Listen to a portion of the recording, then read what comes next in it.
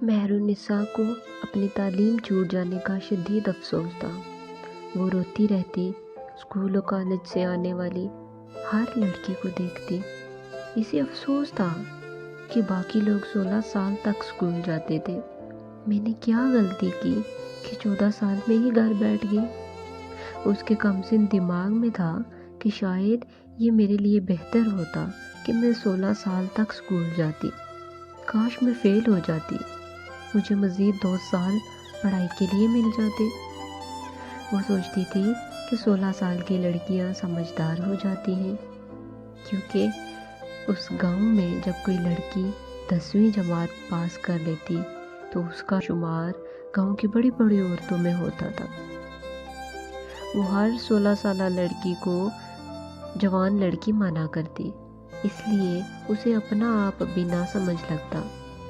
جب کوئی بات سمجھ نہ آئی تو اسے لگتا کہ کاش میں 16 سال کی ابھی ہو جاؤں۔ جو مجھے ابھی سمجھ نہیں آتا تب تو یقیناً سمجھ آ جائے گا۔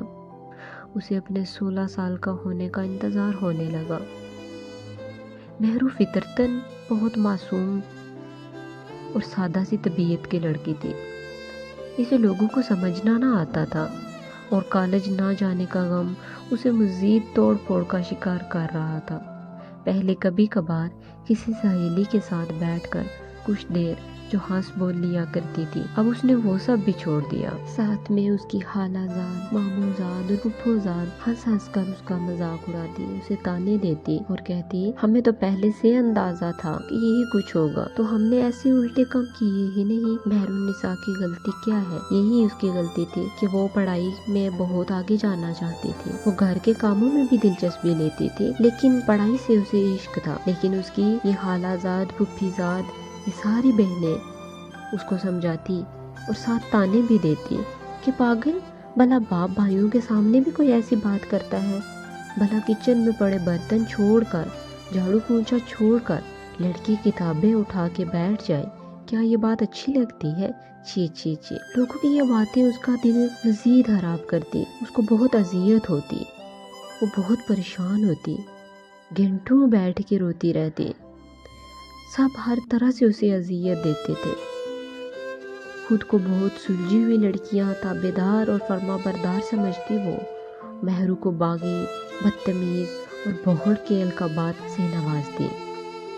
مہرو نہ کسی سے بولتی، نہ ہنستی، نہ کہیں جاتی، گم سم سی، ہاتھ میں ایک پین جو اسے امام دین نے میٹرک میں لا کے دیا تھا اسے سینے سے لگائے بیٹھی رہتی۔ اپنے ایوارڈز، ٹرافیز اور مختلف مقابلوں میں جیتے جانے والے انعامات دیکھ دیکھ کر وہ روتی۔ کئی بار اس نے سب کے پاؤں تک پکڑ ڈالے کہ خدارا مجھ سے میرا خواب نہ چھینو، میں مر جاؤں گی، میرا عشق ہے یہ کتابیں، بابا میری بات سمجھیں، مجھ سے کچھ بھی لے لیں پر میری تعلیم مجھے گفٹ کر دے۔ مگر پتھر دلوں میں درار ڈالنا اتنا آسان کہاں ہوتا ہے۔ آخر مہرو نے ہار مان لی۔ ایک رات مہرو نے رو رو کر دعا مانگی۔ 100 مصالحات کی پابند وہ بچپن سے ہی تھی۔ اس رات اس کی ملاقات خواب میں اپنے ایک پیر، جنہیں وہ غازی سرکار کے نام سے بلاتی ہے، ان سے ہوئی۔ اس کے عقیدے کے مطابق وہ اس کے پیر تھے، وہ اس کے رہنما تھے، وہ اس کا سب کچھ ہے۔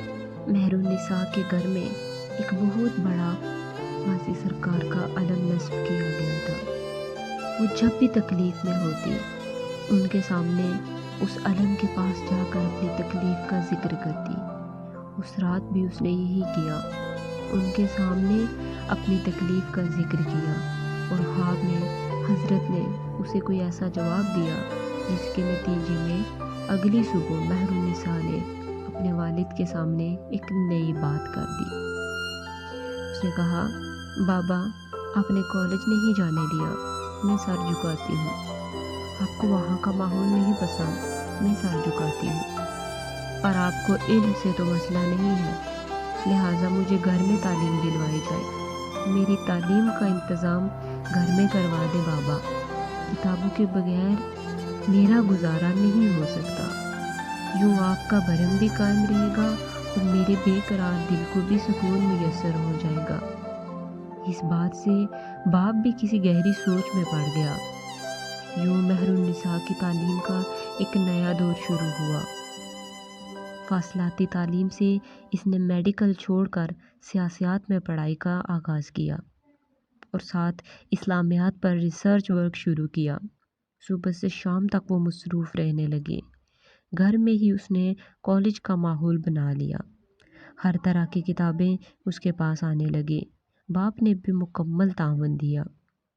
گھر کے اندر اسے پڑھائی کی مکمل فضا میسر ہو گئی۔ خاندان میں دوبارہ باتیں ہونے لگی۔ امام دین کو سب نے کٹہرے میں کھڑا کر لیا۔ سب رشتہ دار تانے دینے لگے کہ تیرے خاندان کی باقی لڑکیوں کے لیے تم نے بڑے سخت قسم کے اصول روا رکھے تھے۔ امام دین اور اب اپنی باری آئی تو نے سارے اصول بدل ڈالے۔ غصے والا امام دین بیٹی کے سامنے اتنا کمزور کیوں پڑ رہا ہے؟ برتن دھلواؤ، اس سے گھر کے سارے کام کرواؤ، چند دنوں میں دماغ اس کا سیٹ ہو جائے۔ اس سرپھری لڑکی کی ہر بات بلا چوچ راں کیوں مان رہے ہو؟ شٹانگ بر لڑکی صدیوں پرانے اصولوں کے خلاف بول رہی ہے اور باپ ایسا بزدل بن گیا ہے کہ اندر سے بیٹی کو ہی خوش کرنا چاہتا ہے۔